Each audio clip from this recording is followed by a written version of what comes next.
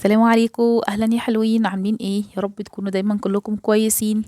النهارده هنعمل مع بعض بقى بسبوسة من الآخر، بجد شغل فاخر من الآخر، حاجة كده يعني طعمها حلو جدًا، يعني جرّبوها، بجد على ضمانتي جرّبوها. المهم في البداية عاملين إيه؟ وحشتوني، أخباركم إيه؟ طمنوني عليكم، يا رب تكونوا دايمًا كلّكم بخير. يالّا بينا بقى نخش على فيديو النهارده عشان هنعمل حاجات كتير، ورانا حاجات كتير هنعملها النهارده في المطبخ، هنعمل غدا ونعمل حاجة حلوة، وكمان هناخد الغدا بقى ونتغدى بيه برّه، مش هناكل بيه في البيت، وهاكمّل كمان باقي الغدا برّه، هنشوف الفيديو كلّه مع بعض. فيالّا بينا كده نبدأ الفيديو بتاعنا على طول. عملت بقى النهارده كده إيه، أنا كنت جايبة كيس بسبوسة بتاع ميس كريمة، اللي ما يعرفوش بجد فايته كتير، فايته كتير يا بنات حرفيًا، بجد من أحلى أنواع البسبوسة اللي جرّبتها. أنا جرّبت كذا نوع، حلو الشام وبتاع ماي واي وكمان جرّبت السايب اللي هو من عند العطار، جرّبت كذا نوع، بس بصراحة أحلى بسبوسة ضبطت معايا بتاعة ميس كريمة، حلوة جدًا، جدًا، وخصوصًا لو ما لكيش في الحلويات أوي أو بتطلع منِّك مش مضبوطة. يعني بصراحة أنا كنت في أول جواز كده مش بتضبط منّي خالص، ولحد فترة قريّبة كمان يعني. بس من ساعة ما استخدمت ميس كريمة وهي بصراحة حلوة جدًا. الكيس بيبقى نُص كيلو، الكيس بيعمل صينية مقاس تقريبًا 28. أنا ما ليش أوي في شغل الصواني ومقاساتها والكلام ده كلّه، بس هي 28 ماشي. المهم بقى إيه، جِبت هنا كيس البسبوسة وحطيت عليه كيس بيكنج باودر كمان هاحط معاه لبن. أنا مش باحط في البسبوسة زبادي، باحط لبن. جرّبت الزبادي تمام وحلو وكل حاجة، بس حسيتها في اللبن أحسن أو أحلى يعني. وجبت صينية كده من الصواني بتاعة البيتزا دي، وبدأت إن أنا أدهنها بسمنة و وهنكمل بقى مع بعض بقية الطريقة بتاعة البسبوسة. أنا من عشاق البسبوسة جدًا، باحبها بكل أنواعها، سادة، بالمكسرات، بالقشطة. من الناس اللي بتحب البسبوسة أوي، بس ما باحبهاش مسكرة زيادة. أنا بطبيعتي أصلًا ما باحبش الحاجات السكرية زيادة عشان نفسي بتجزع كده. ادوني كده طبق جبنة قديمة أو ادوني حاجة حادقة شطة مخلل أدوس فيه وابقى مية مية. حلويات لأ ماليش أوي فيها. المهم بقى هنا حطيت سمنة قد إيه بقى، حوالي ربع كوباية. تمام، نزلت بالسمنة على السميد كده، على دقيق السميد بتاع ميس كريمة ده، وابتديت ان انا ابسهم كده ايه، اتاكد بس ان كل الحبوب بتاعه البسبوسه اتغلفت كويس قوي بالسمنه. بعد كده نعمل ايه، نجيب بقى نص كوبايه لبن تكون دافيه لحد ما دافيه كده شويه، واحط عليها معلقه عسل نحل او عسل كلوكوز، وكمان بحط عليها بقى ورقه فانيليا. وبعد كده هقلبهم كويس قوي، وهنزل بيهم على الدقيق بتاع السمولينا بتاعنا اهو. ما تحطولوش اي حاجه، هو جاهز يعني، ما تحطولوش بقى ولا نشا ولا شويه ولا جوز الهند ولا اي حاجه، انت بس حطي له بيكنج باودر. ودي كمان التعليمات اللي ورا في الكيس عامل 25 تقريبا. مشكله النوع ده ان هو بس مش موجود في كل المحلات، يعني حاولوا تدوروا عليه بجد هيعجبكم لو انتوا مش بتظبطوا البسبوسه قوي او مش بتطلع من ايديكم احسن حاجه يعني. تمام تمام. المهم بقى ايه، عملتها بصراحه طلعت حلوه جدا. من ساعة ما جربت وهي ما بقتش تبوظ معايا او تطلع مرة ناشفة. الاول كانت بتطلع مرة ناشفة او مرة كانت بتبقى عالية زيادة ومرة طرية زيادة، لا ابتدت تظبط معايا بصراحة لما جربت النوع ده. المهم هنا بقى جبت الصينية، السمك بتاعها ما بيبقاش تقيل قوي وما بتبقاش خفيفة قوي زي ما انتوا شايفينها كده. اهم حاجة ان لما بتنزلي بالدقيق ما تقل بدقيق ايه، دقيق ايه يا جدعان، مفيش دقيق خالص انسوا دقيق خالص، مفيش دقيق اصلا في الوصفة. لما تنزلوا باللبن والعسل واللي انا قلته ده، ما تنزلوش بيه وتقعدوا تعجنوا كتير، بس هو تقلبي بس كده تقليبه او اتنين وخلاص. تمام. وهنا بقى دخلتها الفرن، انا بحط الشربات يكون سخن كده، عارفين مش سخن قوي، اللي هو مجرد ما ادخلها الفرن بعمل على طول الشربات. بحط بقى هنا كوبايتين من السكر، عليهم كوبايه ونص من الميه، لان الشربات بتاع البسبوسه بيبقى تقيل مش خفيف. تمام تمام. المهم بقى هنا كان عندي غسيل، عايزة اقول لكم ان انا اصلا الفيديو ده انا مصوراه بقالي كام يوم. يعني انا كنت من اول الشهر وانا هنا في الشقة. من شهر واحد ده انا كنت مقضية عند حماتي انا وجوزي وادم، بسبب ان احنا كل شهرين كده بنروح نقضيه مع حماتي علشان خاطر ايه بنقعد معاها وكده. المهم بقى فانا كل يوم ده كنت جيت الشقة، عملت شوية حاجات وعملت غدا وعملت حاجة حلوة، وكمان كان عندي غسيل بقى، لاني كنت بشيل الغسيله واوديه واجيبه، فاهمني؟ لان هناك يعني انا ممكن اغسل هناك وكده ومفيش مشكله، بس ما بعرفش اتعامل قوي، فبتعامل في بيتي اكتر احسن. فباجي هنا مثلا باخد هدوم نظيفه، اجيب الهدوم اللي مش نظيفه اغسلها وهكذا. فكان عندي شويه غسيل بقى في الغساله، كنت شغلتها اول ما دخلت و غسلتهم كده، يعني خلصت الدوره بتاعتها وقلت هنشرهم كده برضو علشان ننجز، لان انا كنت متاخرين قوي على الغدا، وكنت محتاجه ان انا انجز الغدا بتاعي كده بسرعه عشان ارجع بيه تاني عشان يتغدوا هناك. المهم بقى هنا طلعت البسبوسه من الفرن، بصوا بقى لونها خطير يا بنات، والله خطير. تسلم ايديا، تسلم ايديا، تسلم ايديا. لونها كان حلو جدا. طلعت بقى هنا زقتها بالشربات. البسبوسه من الحاجات اللي لما بتتاكل تاني يوم بتبقى احلى، فلو انتوا مش مستعجلين عليها او عندك ضيوف حاولي تعمليها قبلها بيوم، كل ما بتقعد كل ما بتبقى احلى، وتشرب العسل الشربات بتاعها، فبيبقى قوامها حلو، وكمان بيبقى طعمها احلى. المهم بقى هنا سقيتها بالشربات بتاعها وسيبتها بقى تبرد براحتها. المهم هطمنوني عليكم، قولوا لي عاملين ايه، بداتوا بقى تنظيفات رمضان ولا لسه؟ عايزه اقول لكم اني انا بداتها من امبارح كده، بدات تنظيفات كده واحده واحده، وبدات بالمطبخ علشان احنا عارفين المدارس يوم الاحد ان شاء الله. قولوا لي هتعملوا ايه في المدارس لحسن انا والله يا اخواتي يعني بجد اللي هو انا ملحقتش، حاسه ان انا ما خدتش اجازه، اللي هو ايه ده بجد. ادم بقى عشان سنه اولى جريد 1، يعني انا فاكره بقى ان انا احس بالاجازه كده، وكان عندي حاجات مخططه لها ان انا هعمل وهعمل وهعمل لما تيجي الاجازه. انا ما عملتش اي حاجه، والله ما عملت اي حاجه خالص. انا حاسه هوبا يلا الاجازه بدات، هوبا يلا الاجازه خلصت، يلا عشان المدارس يوم الاحد. اللي هو طب استنوا عليا، طب استنوا عليا اموت، اخد فتره كده، اللي هو كله عمال يخبط في بعضه. المهم بقى ايه، فقلت رغم ان احنا كده كده لسه 25 يوم على رمضان او 24 يوم تقريبا، بس انا بدات بدري، بدأت بدري علشان المدارس، وبدأت بالمطبخ لأن هو أكتر حاجة بتاخد معايا وقت. يعني عارفين انتوا المطبخ ده الحاجة الوحيدة اللي بتاخد كذا يوم، أنا بعمله على حوالي يومين أو 3، لأني حرفيا ما بسيبش فيه حاجة غير لما بعملها.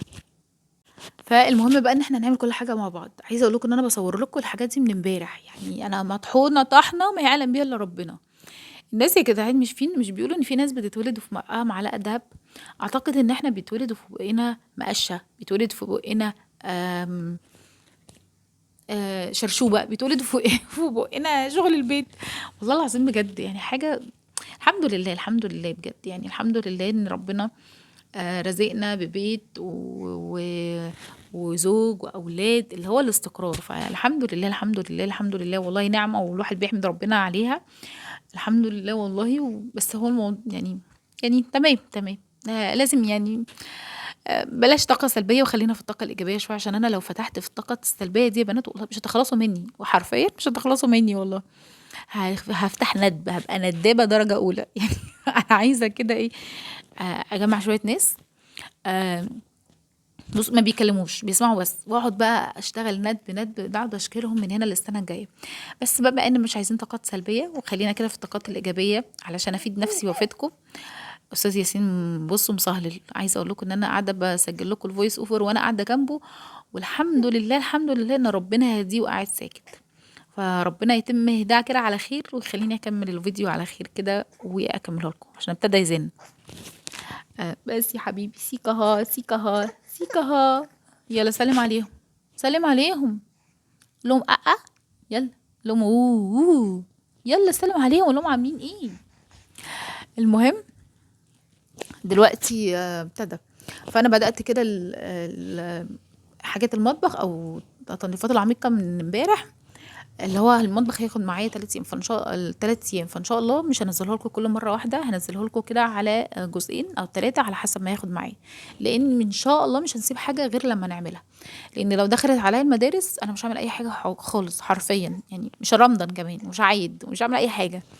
فقلت انجز في اليومين دول. انا معايا خميس، اربع وخميس وجمعه، اللي هو المفروض النهارده بدات، ومعايا خميس وجمعه وسبت كمان. فانا في الايام دي احاول انجز المطبخ، لان لو المطبخ خلص فانا كده خلاص تمام، وخلصت جزء كبير قوي من الشقه دي معبالها مع نفسي. حتى ياسين يبقى معايا في القلب في الاوضه مثلا اللي انا بعملها عادي، مش زي بقى لما بكون في المطبخ بقى دلدقه وميه وبهدله، واحنا بصي بنغرق الدنيا ميه وميه. بص هتشوفوا الدنيا عامله ازاي. هنغرق الدنيا ميه حرفيا. هنجيب بقى الظرف من جوه نغسلها ونفضي كل حاجه من المطبخ، ننضف المطبخ من جوه وبعد كده نرجعه تاني.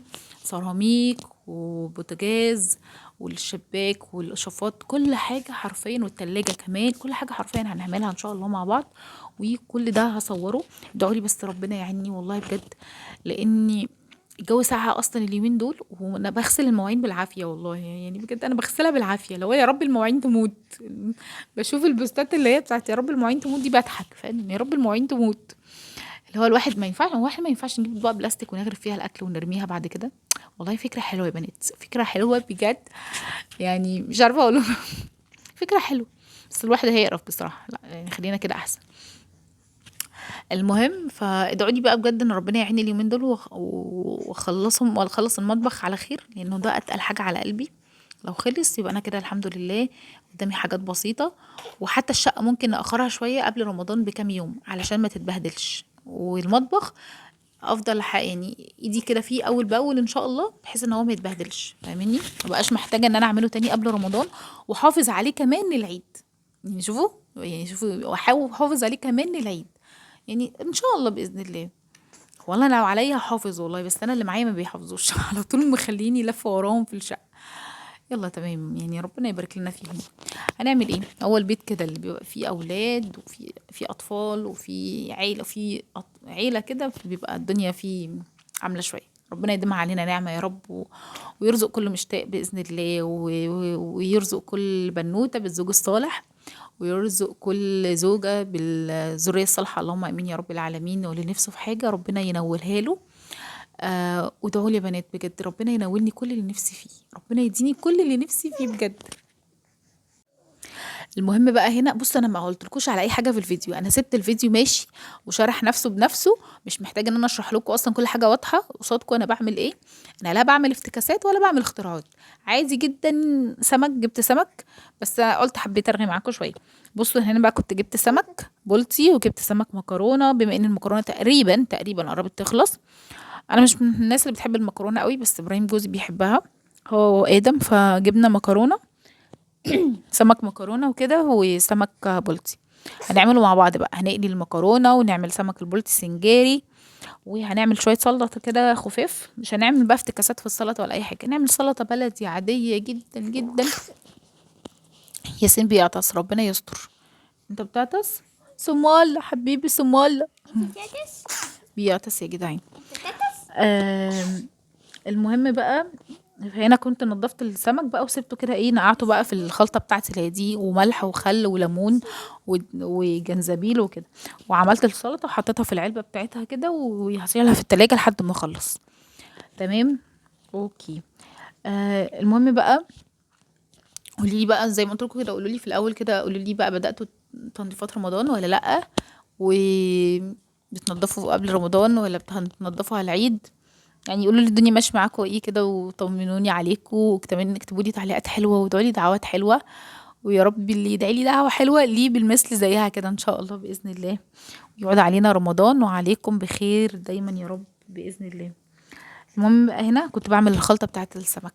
عايزه اقول لكم اني بعشق، من ساعه ما جربت الكلام ده بقاله سنين، بقالي سنين بعمل السمك سنجاري، مش بشويه بره خالص. يعني اول جوازي كنت بشويه بره او اجيبه مشوي، دلوقتي لا، بجيبه على طول يعني ني عادي، وانا اعمله في البيت. انا من الناس اصلا انا بتحب السمك، يعني اكلوني سمك كل يوم انا ما ازهقش، بحبه جدا، خصوصا كمان المشوي. المقلي لا، مش بحبه خالص، او من ساعه ما اتجوزت ما بقتش بحبه بصراحه.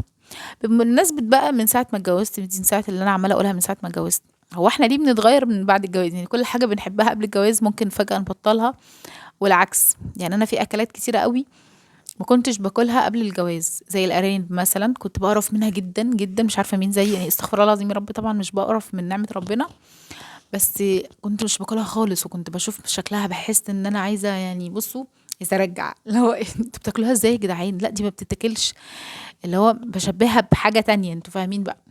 فاللي هو لا، كنت بعرف منها جدا وما اقدرش اكلها، وازاي وكده. حاجه تانية زي، برضو ابتديت ان انا اكلها زي حاجه زي الخبيزه، ومش الخبيزه دي مش ناس كتير قوي تعرفها. وايه تاني، حاجات كتير قوي ما كنتش باكلها بقيت اكلها بعد الجواز. هل بقى ده تعود او اجبار او ايه متعرفوش، او انا كبرت زياده فاللي هو بقت ما بتبطرش عن النعمه وباكل اي حاجه ولا ايه، او احنا مثلا في بيت اهالينا بنبقى بنتدلع شويه ده ما باكلوش او ده باكله وفي بيتنا لا، فمش عارفين النقطه فين. فحرفيا انا كان في حاجات كتير قوي ما باكلهاش قبل الجواز، بس بقيت اكل دلوقتي كل حاجه. يعني كل حاجه بقيت باكلها وما بقيتش اركز قوي في موضوع الاكل، ايه اللي باكله وايه اللي ما باكلوش. لا ما بقيتش اركز قوي في الموضوع، بقى اخر همي عارفين اللي هو ايه ده ايه يا جدعان ده، لا، مش مركزه قوي في موضوع لا انا هاكل كذا او ما اكلش كذا او ده انا مش هعمله خالص عشان ما اكلوش. لا لا كل حاجه بقيت باكلها تغيير، يعني عارفين واحد، يعني تغييرات من ضمن التغييرات اللي هي بتحصل لنا من بعد الجواز، من ضمن الحاجات اللي بتحصل لنا. المهم هنا تبلت السمك بقى ببصل وطماطم وجزر مبشور وشوية خضرة، وطبعا التوابل بتاعتي اللي هي كمون وكزبرة وملح. اهم حاجة في السمك هو الكمون والكزبرة. ده بالنسبة للسنجاري. بالنسبة بقى المقلي اللي هو المكرونة، التوم وعليه خل وليمون وكزبرة وكمون برضو، وبتبلهم زي ما انتوا شايفين كده. المهم ان انا تبلت التتبيلات بتاعتي، ومش هسوي هنا هسوي هناك علشان الاكل يبقى سخن وما افضلش بقى ماشيه بصواني كتير والكلام ده كله. مع ان في اليوم ده كان ابراهيم هيجي ياخدني بعد ما يخلص شغله و... ونروح على هناك يعني. المهم بقى هنا كنت جايبه طماطم، وبما اني عارفه ان انا مش هرجع البيت تاني قبل 3 4 ايام، ساعتها رحت كان في طماطم يعني كنت جايباها معايا وانا طالعه، فقلت اعملها كده ايه كيس او 2 احطهم في الفريزر عشان عقبال ما ارجع ممكن يكونوا باظوا او طريوا شويه ما بقوش حلوين. فقلت خليني اخلص منهم كده واحطهم كيسين في الفريزر اول باول كده. هنا بقى في نص الوقت كده حسيت ان انا جعانه سيكه، فقلت خليني اعمل كوبايه شاي واعمل، وكنت جايبه معايا قرص كده بالعجوه كانت ريحتها حلوه وطالعه لسه طازه من الفرن. خدت كده واحده على السريع مع كوبايه شاي عشان اعرف اتغدى يعني، فما تقلش سناك كده بسيط. بص بقى المهم هنا كنا رحنا خلاص بقى دخلت الحاجه الفرن، الصينيه كده الفرن على طول. تمام. وهنا بقى عملت الرز. بص التصوير شويه مش عارفه اصور قوي، انا كنت بس بكتب له بجيب لكم الحاجات المختصره، لان ما كنتش واخده معايا حامل التصوير هناك، ومفيش هناك الامكانيات ان انت تقفي تصوري. المطبخ ضيق شويه ده كمان، غير ان مفيش مكان توقفي فيه الموبايل. فكنت بحاول على قد ما اقدر كده اجيب لكم ايه نبذه بسيطه عن اللي كنت بعمله. هنا بقى حمرت بصله وحطيت عليها كان في حته جزره كده باقيه، قلت خليني احطها على على الجزر. ونزلت بقى بالرز كده وقلبته وشوحته. انتوا عارفين يعني الموضوع شرح نفسه، يعني مش فقيق انا يعني ولا طب ولا الشيف شربيني علشان انزل لكم بوصفه الرز، رز الصياديه. هو الرز شرح نفسه. وحطيت ورق لورا وكمون. ورق اللورا في الرز بجد بيخلي طعم الرز وريحته في حته تانية، انهي حته بالظبط مش عارفه بس هو في حته تانية. يعني مش مهم الحته دي رايحه فين، بس هو بيخلي طعمه حلو جدا. المهم بقى وبنزل بيه نزلت عليه بميه سخنه. تمام كده. المهم بقى لحد هنا، وعملت هنا بقى السلطه كمان، وبعد كده بقى هنعمل مع بعض نقلي بقى ايه السمك المكرونه. بس يا حبيبي سيب دماغه يا بابا. المهم بقى هنا كنت جايبه برضو السمك تبلته في الدقيق زي ما انتم شايفين كده اهو، ونزلت بيه بقى في الطاسه كده في زيت يكون غزير ويكون سخن، ونزلت بيه والنار مش عاليه قوي ومش واطيه قوي علشان ما يشربش زيت. خلصت كده الغدا بتاعنا وابتديت بقى وغرفت وهناكل بقى عشان انا كنت جعانه جدا في اليوم ده. المهم كده الفيديو بتاع النهارده خلص، يا رب يكون عجبكم. وما تنسوش اللايك يا بنات، وكمان ما تنسوش الاشتراك في القناه اللي لسه مشتركش لحد دلوقتي. اشوفكم على خير في الفيديو اللي جاي. مع السلامه.